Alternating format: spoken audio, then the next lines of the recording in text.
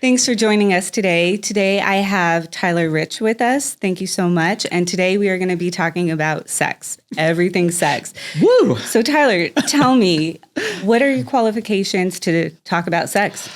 So by the time this airs, I should have my PhD in clinical sexology. Yes. I've been working I call it the sex umbrella for the last decade.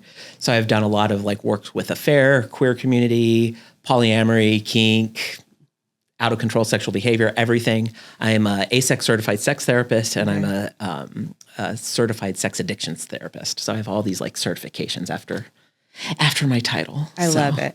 So tell me this, sex therapist, what can people expect when coming in for sex therapy? Probably to feel uncomfortable because there's a lot it's we start talking about anything and everything. Yeah. So a lot of times to make the clients feel a little bit more comfortable, what I'll do is I'll use the language they use to describe it. So sex therapy includes any type of sexual issue. So it could just be sexual dysfunction. Yeah. It could be, we call it desire discrepancy, which really means you want to have sex, maybe more than I want to have sex, and then we're arguing about it. Yes. And where does that go? And I want to talk more about that. Keep going. It's pretty much anything. A lot of the times, how your sex life's impacted when maybe there's been betrayals of trust. Yes. If your partner, a lot of times I'll deal with people where you discover your partner's looking at a ton of pornography and you didn't know, so there's feels like a betrayal there. And how do you navigate it? How do you navigate introducing maybe some kink, or some BDSM, or just anything sexual wise, right?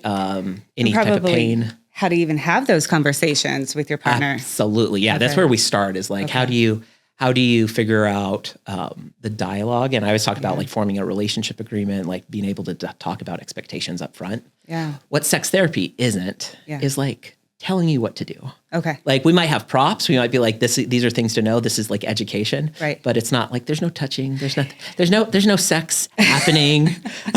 Thank you for clarifying that. Yes. So somebody coming in should be aware that they are not going to be touched. There is no sex being exchanged. No. Okay. It's a whole different thing. Conversation based. All conversation, all psychoed, all kind of getting to the root of what is going on between you and a partner, or just even yourself exploring your own sexual fantasies, your own sexual desires. Yeah. Do you deal much with people who have had trauma and impacting? Absolutely. Okay. So much of, I think, sex therapy is a lot of somatic work. So it's all about paying attention to what's happening in your body. Yes. Slowing down, right? Because so much of the time where sexual dysfunction starts is this desire to be let's get to the goal. Yeah. Right. And then we get disembodied, we get in our head, we're not present. So much of work, and especially if there's sexual trauma, is slowing down, figuring out what feels good in your body, what's pleasurable, what's exciting. Sex should be fun. It should be playful. And sometimes I think we have this seriousness with it, that it's this huge topic. And as soon as you put pressure on it. Pressure. We're going to have to talk about that quite a bit today, because that really impacts the ability to perform. Absolutely. The pressure you put on yourself. Well, and it's people are so goal oriented, right? So it's all about okay, well, let's get to it. Let's get to the sex. And I always ask clients, what does mean get? Well, what is getting to the sex? What is sex? And they're well, and I'm no. What is it? Are we talking about penetrative? Or oral sex counts? Can foreplay count? Where do we draw the line? What are the expectations, and how are we communicating about it? Most of the time people have a very clear view of what they think sex is. And then that's where they're chasing. And then that's where the mismatch happens. That's where miscommunication happens. Yeah. Well, let's start from the beginning. Okay. Let's say a couple comes in and they have mismatched sex drives, libidos. One is definitely craving, wanting more sexual attention. The other just doesn't have a sex drive. And a lot of times we see that, a medication somebody's on, or trauma, or just has had poor sexual history. How do you deal with that? Where do you start? So the first thing I would work on is where are we at emotionally in our relationship? So we're going to figure out are we on the same page? Are we a team? Can we be emotionally vulnerable? Can we be open? If we have that emotional connection happening, then we'll kind of dive into like the sexual piece. Okay. Most of the time, if we're disconnected emotionally, if we're not like dating each other, if we forgot to be boyfriend and girlfriend, right? Yeah. We've been married for 10 years and we're mom and dad, Yes. and right? We're husband and wife, but we forgot to be boyfriend and girlfriend. So we get back to like that piece. I think one of the first things that I would do is working with a couple like that is, this comes from like Emily Nagoski's work. We talk about like the dual control, which is like, you imagine your sexual engine, right? Like, okay, what's the gas pedal? What gets you going? Yeah. Right. Some people have a really sensitive gas pedal. Like it doesn't take a lot. Other people, maybe where the desire is lower, it's a stiff gas pedal. So it's harder to get going. So we want to figure out like, what is it that gets you going?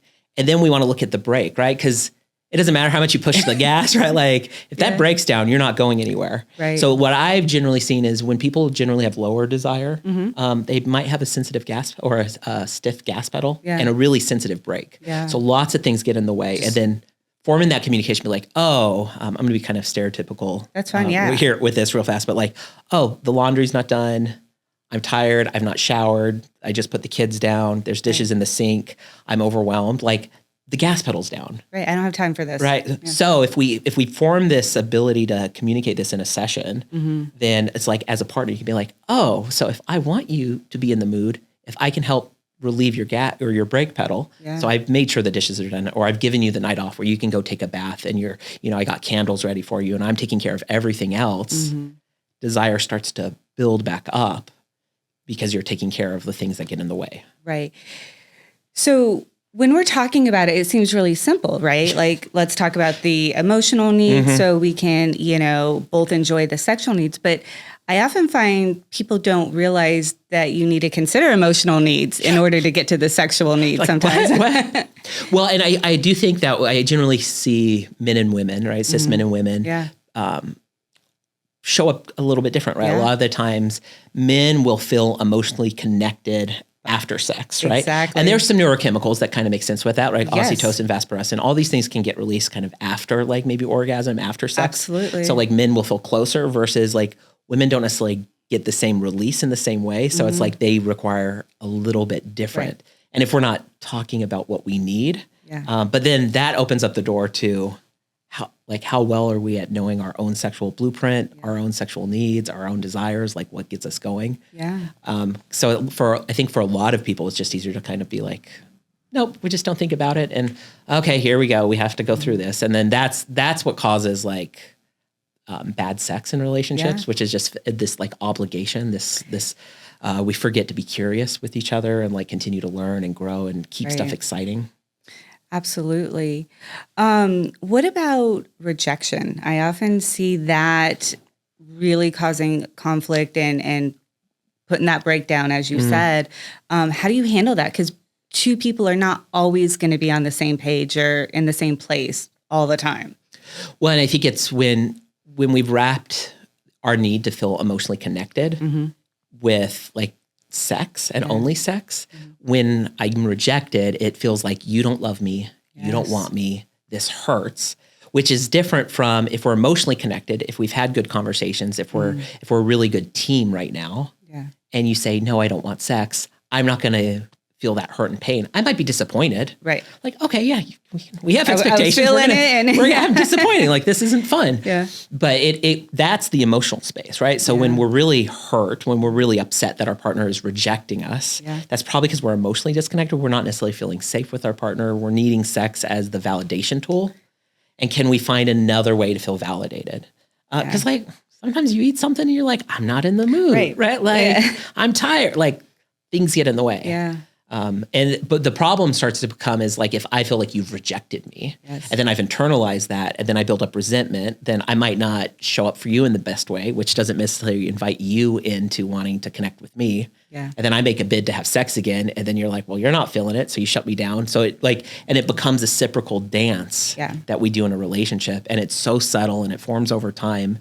And then this is how you can go from like, you start dating, you start when you first get married and you're having sex all the time. Right. And then all of a sudden, 5 years in, you've had a kid or two and you're like, we might have had sex once this month. And why is that? And you both like know that it's important, but like everything else gets in the way. And it's because this subtle dance of not prioritizing it, not talking about it, not figuring out how are we emotionally connected? How are we dating? How are we romanticizing our relationship?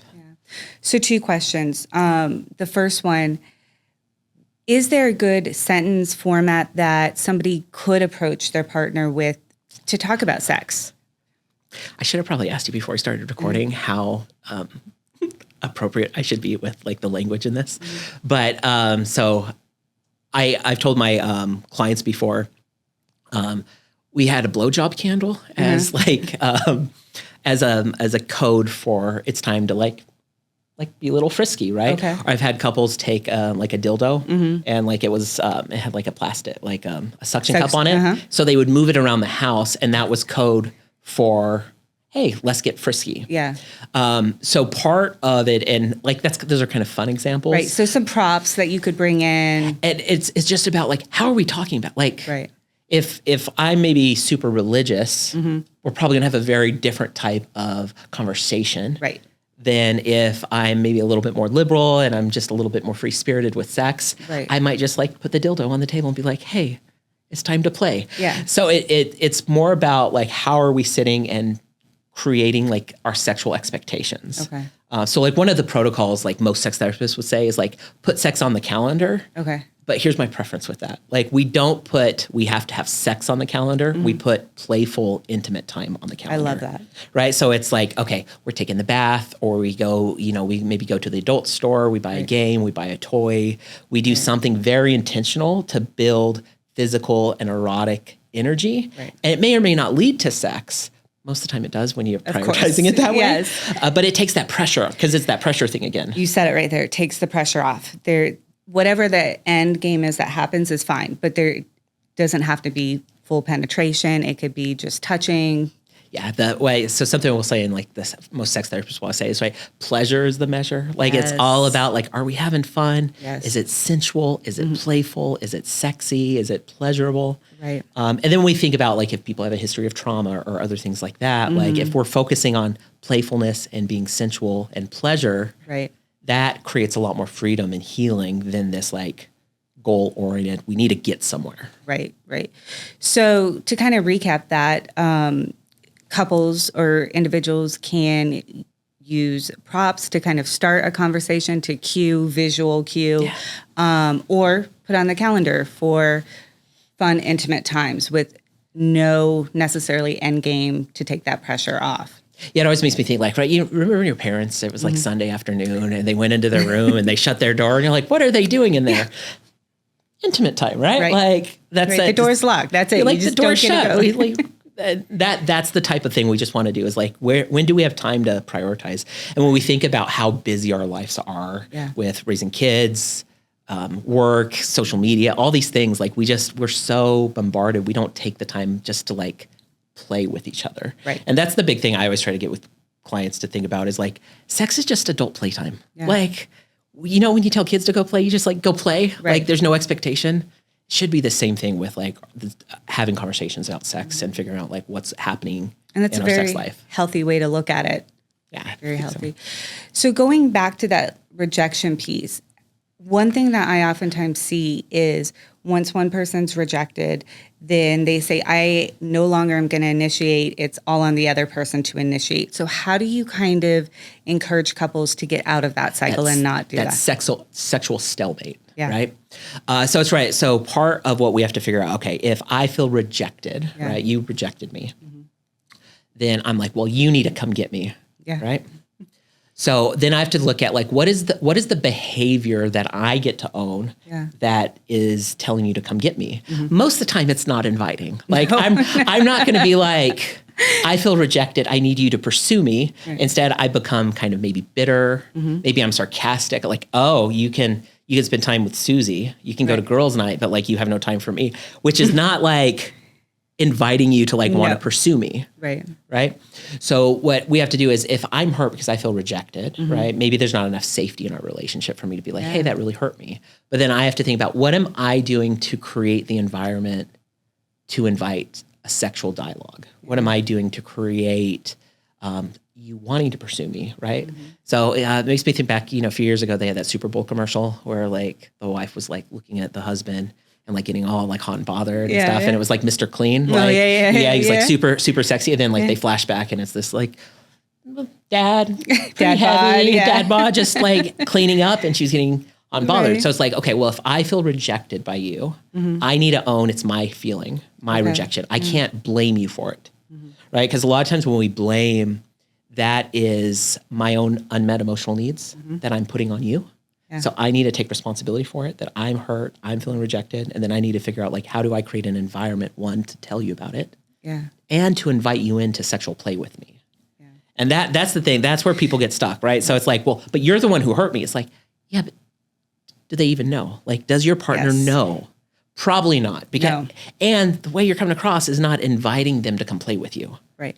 And most people don't come to realize that or see that on their own. And that's where therapy or a sex therapist can really help in that way. Yeah, absolutely. Yeah, this is like, yes. This is stuff that as a therapist, and we're like, okay, here's your problem. Okay, I can see the dance and do it. Right. But we do it right. Like when you feel like you connect with the therapist and you're talking about like these issues, like it's like I come in and it's like, I hear, oh, so you feel hurt, you feel rejected. And then I can be like, what are you doing to invite? And it's not, you're dropping the ball, like it's your fault. It's, okay, how do you own the space? What do you need to do to take responsibility to improve your sex life? And that's where I always talk about like having your relationship agreements and figuring out like, what are our expectations with sex? How do we talk about it? How do we keep it going?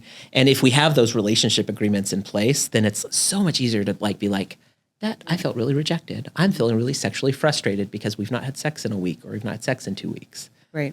And going from there. Yeah. And I think it also goes back to what you were speaking about earlier. You know, are you guys putting it on the calendar? Do you guys have agreed upon visuals that start conversations or just weekly check-ins with each other on how it's going? But it all starts with having a conversation, talking about it. Like what we said, starting off this talk, you know, a lot of people don't talk about sex. We think about it. It also makes me think of a lot of times people get stuck because it's like, well, back when we were dating, it was so easy. Like we just didn't even have to talk about it. It just happened. I go, no, it didn't. Right? Because you know what we did? We're going on a date. Yeah. And I'm sitting there and I'm like, okay, I'm going to shower. I'm going to wear my best clothes. I'm getting out my cologne, and you're doing the same thing. And I'm like, you know, I'm not going to wear the holy underwear because, you know, we might have sex tonight. Right. It's not a sure thing.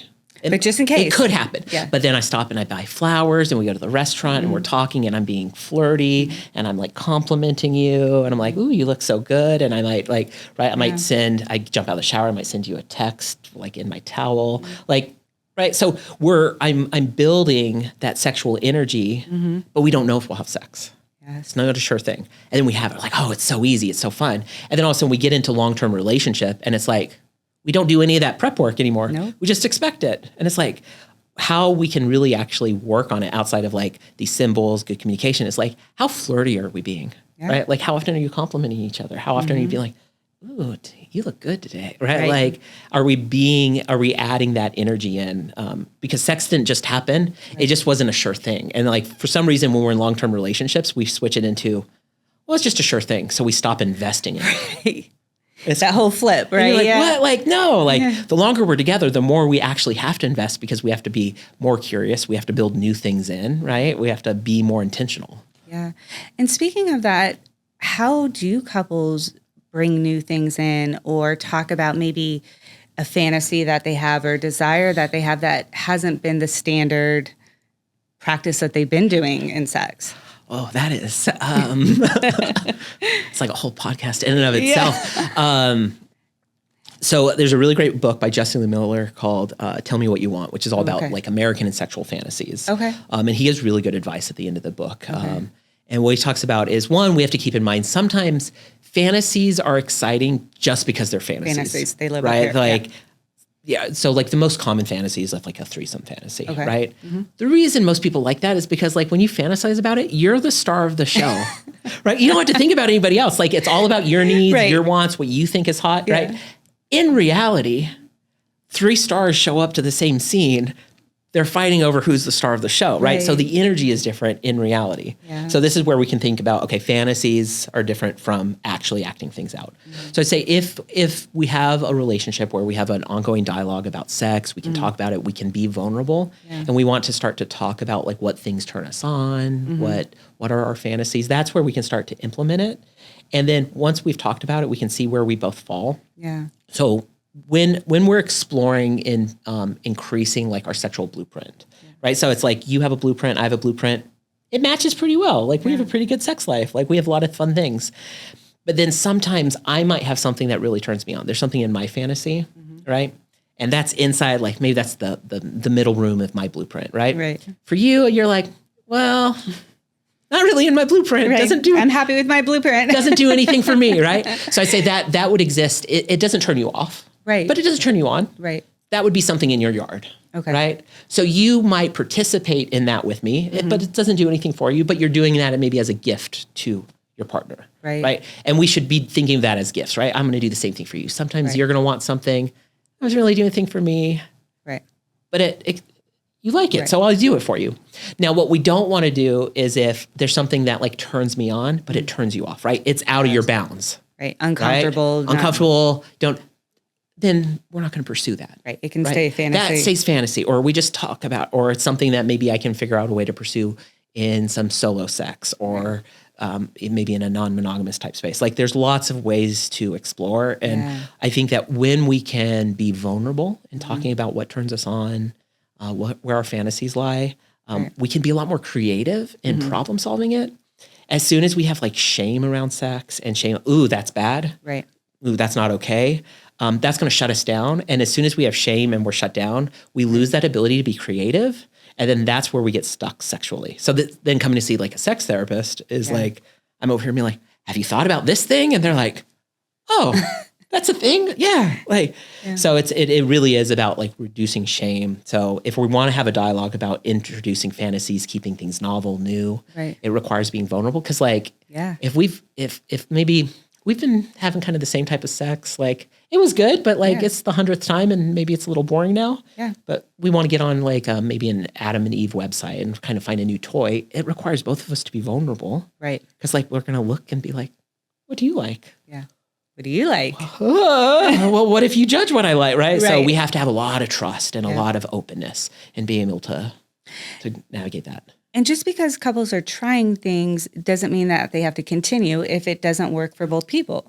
Yeah. Don't pleasure, fun, play, right? Like I'm like, I don't know if as a kid, if you did this, but like, you know, if I was playing a game and I didn't like the game, I would stop playing the game. Walk away. Be like, see you later. Right. So sex is no different, right? But I think a lot of times when we think our partner wants something, but we've not had a dialogue about it, we don't want to let them down. Exactly. And then be like, hey, I know this turns you on, but like, it doesn't do anything for me. Right. Do we have enough trust that I can be disappointed, but that doesn't hurt us? Exactly. And that goes back to that emotional component we talked about at the very beginning. Is like, if we're on the same team, if we can be really emotionally vulnerable, if we can be open, because like sex just like unlocks all that vulnerability, all that emotional uncomfortability. Yeah. And kind of like what we were talking about, taking that pressure off, when you can have those honest conversations and maybe separate a little bit of that, you can be a lot freer and explore and take that pressure off with, you know, like when you take those end expectations away, let's just see where this goes, make sure we're both comfortable. Yeah. And if we're both in agreement, hey, we got something new now, you know? It also makes me, I worked with a couple one time and like they tried something and they both didn't like it. And it was such a great experience for them because they like, oh, this is not for us. And it brought them closer together. Right. Because they had the same experience. They didn't like something. So it's like, just because something doesn't work out the way you want it to doesn't mean it's not a great bonding experience. Yeah. I love that. Speaking of non-monogamous relationships, let's kind of shift into that because there's all different ways of going about that. So can you speak a little bit on what you hear, see the most of, experience, and how to even navigate that? Because speaking of 3 people or more, right? How do you handle that? It gets a little complicated. It gets a little sticky. It gets a little messy. Okay. So first we want to look at, the two categories, monogamy, non-monogamy. Even before I hit non-monogamy, in monogamy, we're not great at talking about expectations. Yes. Right? So we say, okay, we're in a monogamous relationship. What does that mean? Does that mean I can't flirt with anyone? Does that mean solo sex is off the table? Right? Masturbation, Pornography. right? Is pornography off the table? Yeah. Can I flirt with someone? Can I talk to an old boyfriend, girlfriend? Right? So even in monogamous relationships, there's still expectations being made. Right. So non-monogamy is just the umbrella term of being able to discuss where those boundaries lie. So we'd say like some there's a bunch of different categories, but I'll hit the main ones, right? So I would say like there's polyamory, right? Polyamory is just multiple loves, right? Multiple relationships. So that means I'm in a primary relationship, or I'm in like a nesting partner. So it's we live together. Maybe we have kids together, but then I also am dating one or two other people, and you're dating one or two other people that the other person knows about. So, or if our agreement, right, we have a relationship agreement, and it's I can date other people, but you don't want to know, and I don't want to know. That's also polyamory because we've talked about it. Okay. So cheating, right, and betrayal of trust exists in non-monogamy as much as in monogamy because it's breaking the relationship agreement. It's breaking what we've agreed upon. So going back to that communication piece being, it's the same thing. It's like anytime you interview therapists, it's like, how are we talking about it? Are we communicating? Are we being vulnerable? Right. Okay. So there's polyamory. Then there's like swinging. And swinging is when we're not in a relationship with other people. We might go to like a sex party, or we find another couple and we switch partners and we have sex with those other partners. And whatever sex is, right? It might be penetrative. It might not be penetrative. It might be in the same room. It might be in separate rooms. Again, these are things you negotiate with your partner and then with the other partners. Right. And then you would have like an open relationship. And I see open relationships more in like more of a queer space, which is maybe I can have anonymous sex or I can have a hookup situation, and it's less relational than just hooking up and kind of having fun. And that could be sometimes together, sometimes separate. Right. But all of it comes down to how are we communicating? And when I think about relationship agreements, I always want to start with, we have to start with our values. What are we valuing? Like what's important? Like how are we, if we're in a relationship, what are our core values? Why are we even venturing this in? And then we go into like, what are we expecting? What are we wanting out of exploring this? Yeah. Then you get into like the nitty gritty where most of the clients I work with fall short is like, they start with the nitty gritty and they never talk about the values. Because if you understand your values, you can then make those decisions a lot easier. Tyler, you said it. Values are so important and people just skip over them. And then they wonder why they have problems because they're not aligned or not matching or haven't agreed to disagree on that. Yeah. Well, then we'll have our relationship agreement. I'll be like, well, you're not following the relationship agreement. It's like, because we never actually addressed what the value of. Right. And I just agreed to it, but I never was really going to agree with it. And it's like... So that would be betrayal, right? Like that's infidelity, right? We're breaking agreements. Yeah. What about jealousy? Because I think a lot of people are interested, maybe get excited, want to try, and then it's not working out the way they want, or feelings come up maybe that they weren't aware of, to be fair, right?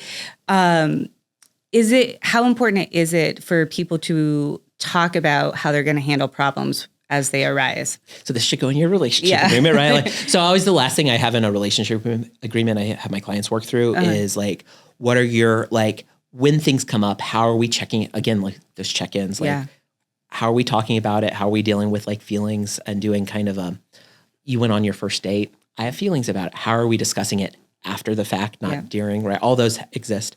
When it comes to jealousy, I think jealousy is a really interesting space because it's like, I think sometimes psychologists, we do a poor job of like just defining emotions and like we almost categorize them as bad. Yeah. But like if we look at all of human history, anytime you have love, jealousy is connected, right? Yeah. You look at Shakespeare, you look at great works of literature, jealousy is always connected to people you love.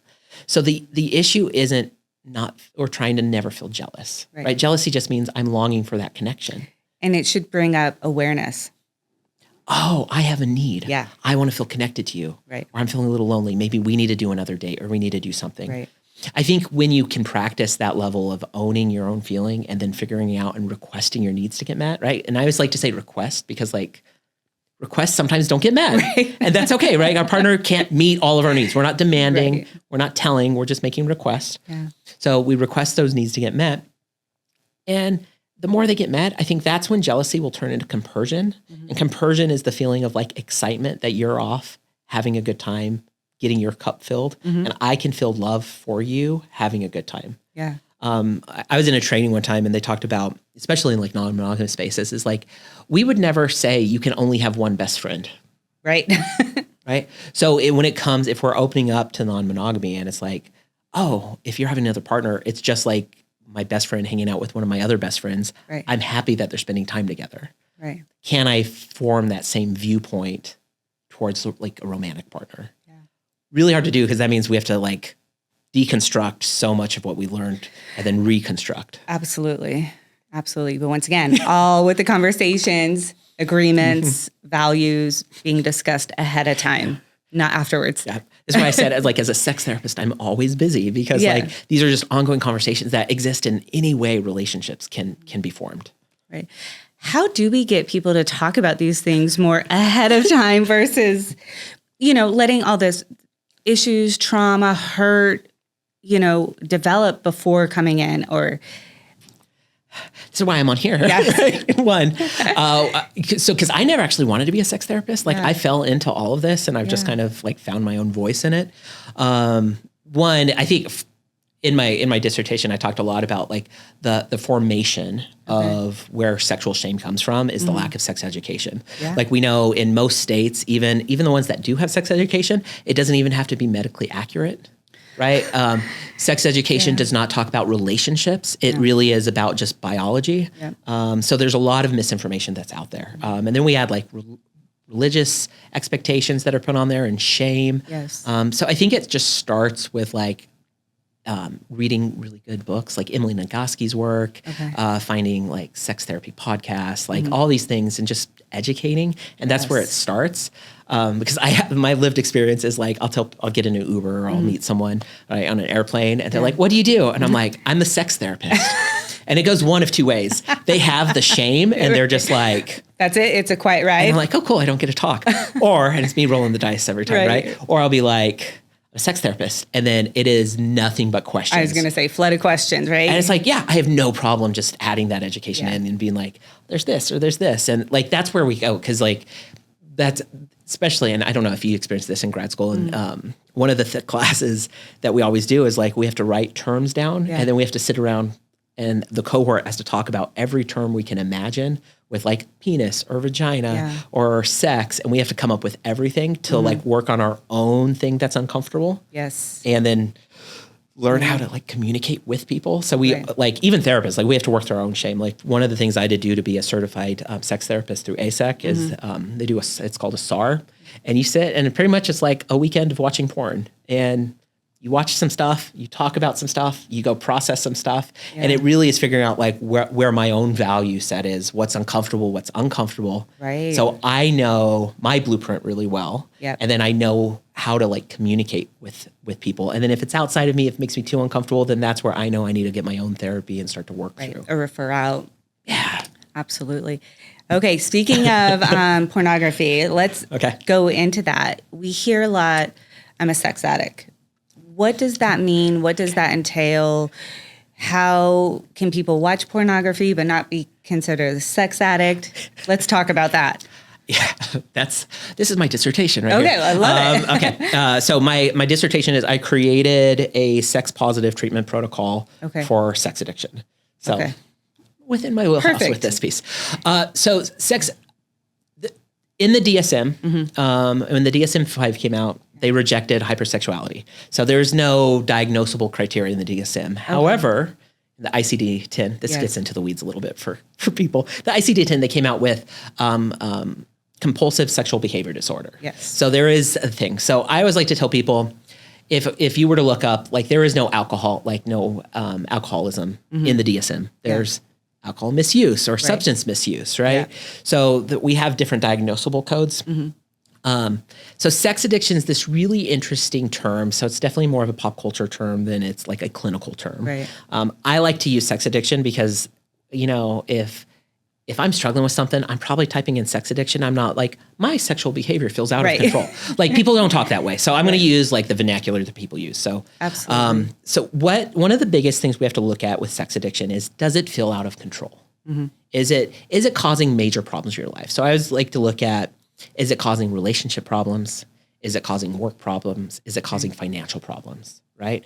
And the one thing we have to like look for is that it's called your moral incongruency. So if it's purely because I think it's morally wrong, whatever the sexual thing is, it doesn't make it a sex addiction. So we actually have to take the moral component out of it, because psychology, we have this history of like pathologizing sex and saying some sex is good and some sex is bad.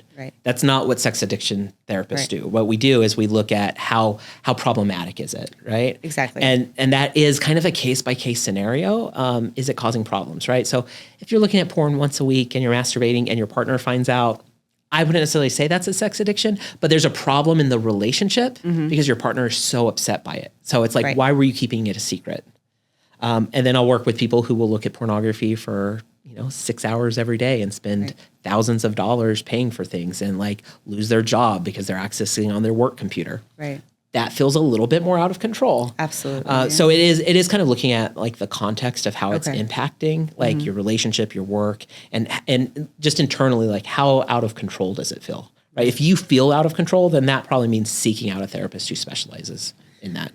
So with that, how does it impact somebody's ability to still be turned on by their partner versus watching pornography all the time? Yeah, so we'd say pornography is a super stimuli, right? So when we think about, we're going to go back to medieval times, right? Yeah, let's go. We're living, we'll say, in the country of like France, right? And probably half the people in the town we might be related to somehow.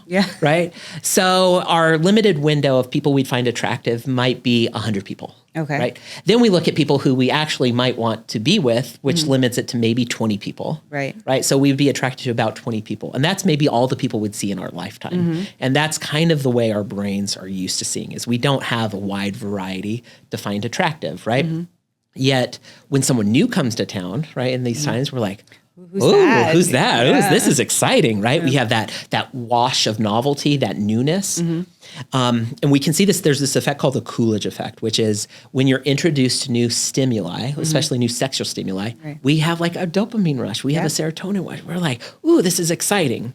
So the problem with porn being a super stimuli is like, you can look in 10 minutes in pornography with more people than you could probably ever have sex with. You can see more images than you probably could have ever seen outside of like the internet. So it creates all this dopamine and this rush. So then it becomes the chasing of the rush and looking. And then we can look at like the ethical problems with pornography, which is like how sex workers are treated on set. There's a lot of sexual abuse that happens on set. We know that they're not safe environments. It creates unrealistic sexual expectations, right? Like it's not about pleasure. It's about, penis size. It's about how many times can you orgasm? How big is your orgasm? Right? Like sex lasts for hours, right? It's like, and people come in all the time for premature ejaculation. And I'm like, how long? They're like 5 minutes. I was like, so normal, right? like porn is not a measure. So that's a lot of the problem with porn is because it's a super stimuli and it creates these unrealistic sexual expectations. And then we layer in why we're having sexual problems in our relationship is because I'm looking to porn, which is unrealistic sexual expectations. And then I'm applying that to our sex life.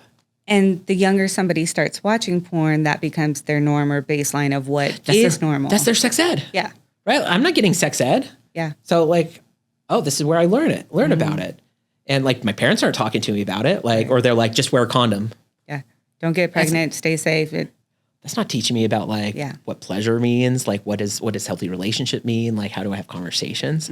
So all this comes from porn, and that's where porn is the problem. We know like porn is being accessed at a younger age. I think the last stat I read, it was like eight or 9 is when people are accessing porn. Which is crazy. So that's a problem. So I would say is I don't have an issue inherently with porn. But what I would recommend is, can we find ethically sourced porn? Yeah. So ethically sourced porn is going to be porn that has all body shapes and sizes, right? It might be more relationship focused, right? It also is most porn is made by men for men, right? So usually a lot of ethical porn is built more around women creating it. So it is, everybody's treated respectfully. And that's the thing we want to look for. If pornography is something we want to use, is it ethical? A lot of the times where I would say like the sex addiction is, I say there's a split. There's who I present and then my sexual side over here. Yeah. So I've worked with a lot of guys who I'd say are maybe super feminists, right? They want to treat women equally and everything else. And then they do this like sexual stuff over here. That's the exact opposite of their value. And it's like part of what I encourage people to do if they have sexual issues is like, we want to integrate that, that the way that you're expressing yourself sexually aligns with your moral values. Like, who are you? Taking away some of that shame. Yeah. Let's just talk about it. Let's just figure out where it's at. Like, right? Like, if we respect women, then maybe we should look at pornography that also respects women. Yeah. I want to go back to something you mentioned. How do people find out what is normal? If they're watching pornography at such a young age and, that's what they consider normal, or that's how they should be performing, or what it should look like. Anything from penis size, how long sex should last, all of that. Like, where should people be finding out good information? Are there books? Are there? So rather than just Google, I guess. Yeah, because Google can create its own problems. So, what's normal is what is pleasurable and good for you. So there's this myth of normal. We're trying to measure up. Like, this is a question most people ask sex therapists. Are we normal? It's like, are you happy? Okay. Does this work for you? So we don't want to use normal as a measure. What we want to use is what feels. What is this pleasurable for you? Right? Like penis size doesn't matter, right? Like it's how you use it, right? Well, yeah. Well, we can again nuts and bolts a little bit, but we most women orgasm through clitoral stimulation, right? Yeah. Clitoral stimulation does not generally happen through vaginal sex. Right. So your penis size does not matter, right? You know what matters? Are you a good lover? Which means are you attentive? Right? Is it pleasurable? And a lot of times, if you know that you're pleasing your partner, you have a pleasurable experience. Right.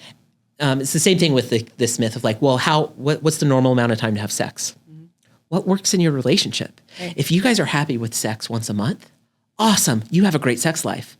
If you guys want sex every day and you're happy about it, awesome. You guys have a great sex life. It's about the relationship versus chasing this arbitrary norm. Yeah. Right. Sometimes you have 5 minutes. That's Yeah, especially when you have a baby, you have a toddler, you're put them down, you're we can shower or have sex. And it's how about we just have shower sex? 2 for 1 and you get it out, right? And that's good sex for where we're at in our life. And we always want to just be dialoguing, is it working? And how can we make it better? And that's the big thing is okay, is this pleasurable? What else do I want? And that's where we need to be open to our fantasies. We need to be open to exploring, trying new things with each other and going that route. That was that communication thing yet again. No, I love that. I love going back to, did it feel good to you? Did it feel good for you? Checking in with each other and really that being. That pleasure's the measure. It's all about, is this pleasurable? Pleasure's the measure. Yeah. Is this fun? Yeah. Right? Take that How do we get that out there? T-shirts. This is my soapbox piece. This is what I. No, and I do think honing in on that is really important because everybody goes to numbers, Yeah, is this enough? Am I enough? Right? Even when we think about vulvas and your own look, we know that there's all these procedures to have your body look normal. And it's no, what we want to practice is can we just love our own bodies and find ways to find pleasure and excitement in ourselves? Because if we're always chasing that myth of normal and that external validation, we're not going to feel it. It's okay, what's pleasurable for us? Can I be open and vulnerable with you as my partner? And can you really see me? And you know what? That feels freaking good. Right. And in general mental health, we all want to be seen and heard. So if we're not talking to the person we're being intimate with and they're not seeing and hearing us, how can we expect to have good sex? We get lost. Yeah. I love that. Well, thank you so much for joining us Absolutely. today. I appreciate and great information. If anybody is interested in getting in contact with you or reaching out, getting services, how can they go about doing that? So practice here in center of Las Vegas. It's Richer Life Counseling. So you just go to richerlifecounseling.com. It's also Richer Life Counseling on all the socials. Okay. And then, yeah, that's it. All right. Well, That's thank right. you so much. Absolutely.